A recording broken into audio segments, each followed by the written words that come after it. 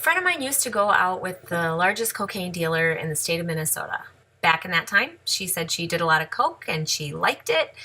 And now you would never know this was someone who had this in her history. She's a leader at my church and a productive citizen, and she just doesn't, she wouldn't strike you as the kind of person who used to go out with a big cocaine dealer. But at any rate, here's my question, okay, would the world be a better place if she had gone to prison?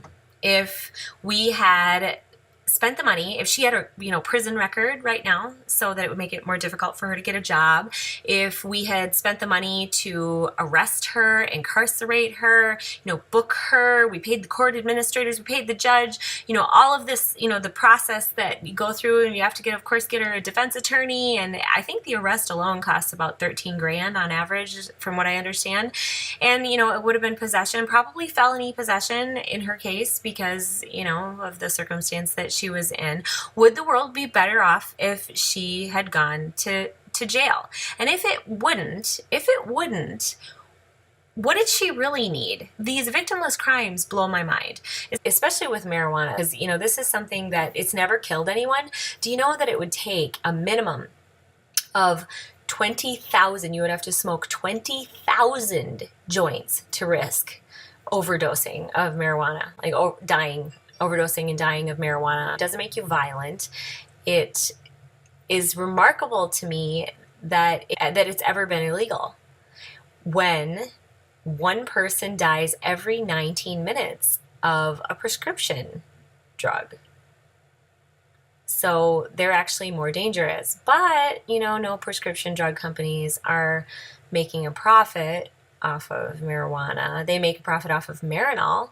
So, if you just take out the active ingredient, THC, and then, put it in pill form, get a doctor's prescription for it, now it's legal.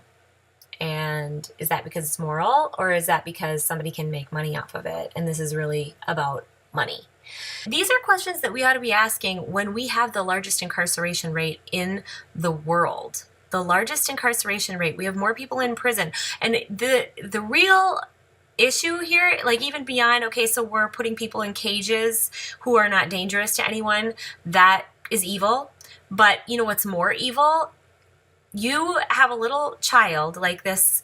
Alexander Hill was a little 2-year-old in Texas who was taken from her home because her parents smoked pot. So CPS came in and removed her, put her in the foster care system. And she ended up ultimately, tragically being beaten to death in her foster home. That was horrible, unbelievably horrible. But it would have been a tragedy. It would have been a tragedy had she simply been removed from her home.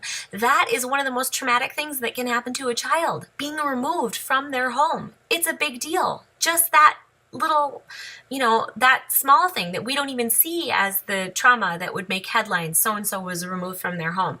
And yet we're doing it routinely in this country over people smoking a plant that doesn't make them violent. We have 2.7 million children in this country who have a parent in prison. It's become so prevalent because of our large incarceration rate. It's become so prevalent that we now have a new character on Sesame Street who has a dad in jail, just to relate to this demographic, because it is a demographic.